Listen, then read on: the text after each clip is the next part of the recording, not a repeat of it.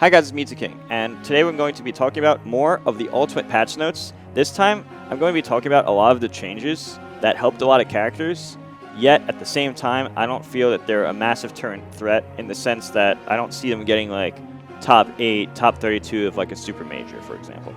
One good example of this is Marth. Marth did get straight buffs across the board. Down smash is now stronger than before, and multiple of Marth's aerials, the tippers, for example, are easier to land, as well as they kill earlier. So they kill like 10 damage earlier. So these things are nice in theory and whatnot. However, I think honestly, the gap between Marth and Lucina is so massive on average that even with these buffs, I still don't even find it close. I still see somebody who's good with Lucina, no reason to switch off of Lucina. And even though Nintendo's taking the right steps in the direction of trying to make the gap smaller, in my opinion, for certain cases, such as this one, they need to make very, very, very significant strides in order for a player to ask themselves, hey, if I only care about winning, why should I ever pick Marth or Lucina? And in my opinion, they still have a long way to go in terms of that. Next, I will talk about Kirby. Kirby is a character who I believed was a few patches ago, a contender for worst in the game. It is very hard to decide who is the worst in the game in this game. Some people think Little Mac, although when you factor in online and FD, it's certainly not the case in that environment anyway. I'm talking about in real life, offline, tournament, all the stages. You can ban FD stuff, like obviously that's a different environment. But I was thinking in terms of like an offline tournament. Anyway, as I was saying, Kirby's a character who, obviously, a below average character, putting it nicely. However, he got nice buffs across the board this time. Several moves got more KO power. Dash attack had more KO power as well as less end lag. Down smash got more KO power and comes out faster. I have noticed these changes as I've actually used down smash online in my recent streams to KO, and it was easier to land with its speed. Forward air and back air are two moves that you can probably land a lot in my opinion. All have more KO power too. Not significant increases of KO power, but more KO power nonetheless. Forward air also does more damage. Down B actually has significant more KO power, and that's always nice. These buffs are all nice, but I don't think it will save Kirby out of being a bottom/low tier character.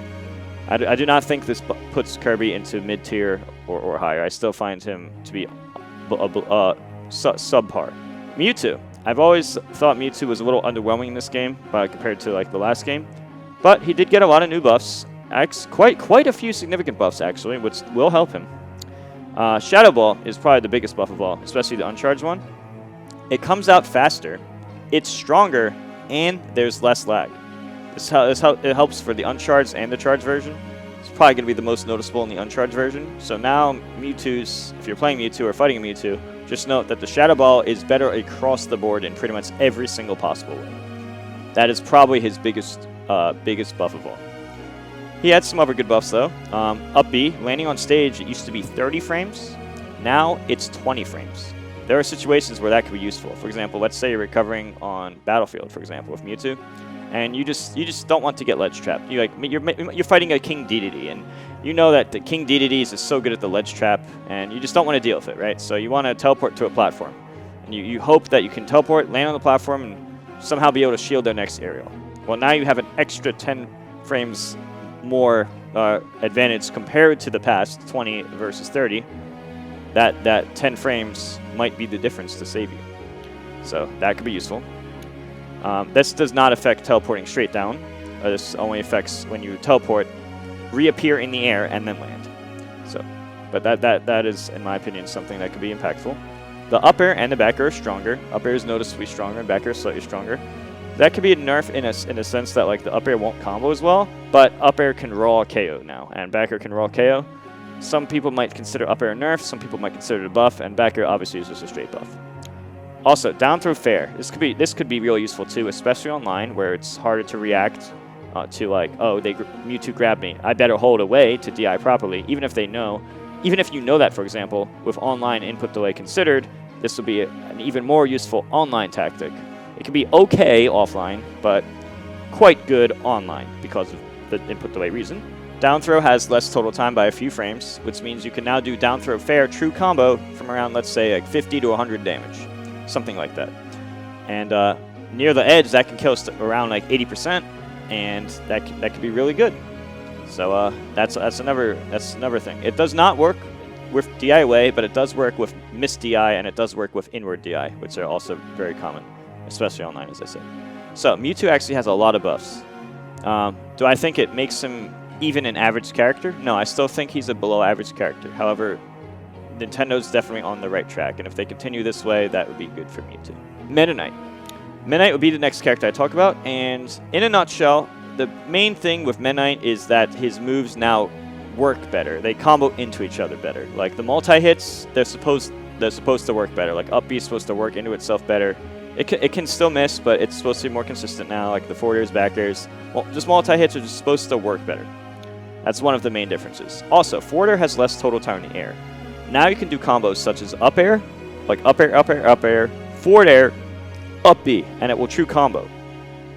In the past, that was not possible because the total time of forward air in the air, like you try to forward air and then do something else when really high up in the air, there'd be more end lag. Now you can be high up in the air, do a forward air, and still be able to combo it with an up B. There are situations where you might want to do that.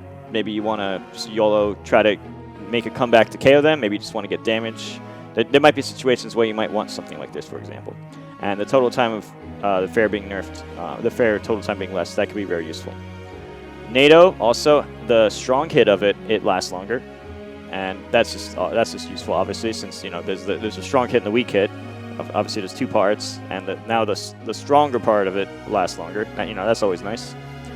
And of course, the Nair is a little bit bigger. So again, a character I thought was below average. Got a bunch of quality of life buffs. That's nice. If you're a Meta Knight player, that's nice. I wouldn't go out of my way to play the character if you don't already. But if you are a Meta Knight player, obviously, this is really good for you. It's a lot of nice buffs. Next, I'll talk about Pit and Dark Pit, which is basically got the same types of buffs. One of the major differences is that the down tilt now combos. In the past, it didn't combo as easily or as long. And now you can just down tilt and just hit him with another move. That's always nice. Up smash and down smash, they both kill at earlier percentages. Down smash has like a lower angle, and since you're not killing in the sky with that move anyway, that's just straight up a buff because it makes them at a lower, worse angle for recovering while also killing at an earlier percent. That's always really useful. The down B has less end lag where you put up your shield. It has less end lag, and that could be useful because that was always a weakness of the move because you release it and they want to run up and grab you or something, or just now it's harder to punish. You can get away from more, especially online. And the up air is probably his most buff move. It's way better in every way. It comes out quicker, has a higher, more upward direction launch angle, more knockback, and less total time when used in the air. How I just mentioned that Meta Knight's forward air had less total time in the air. You can forward air and then do another option.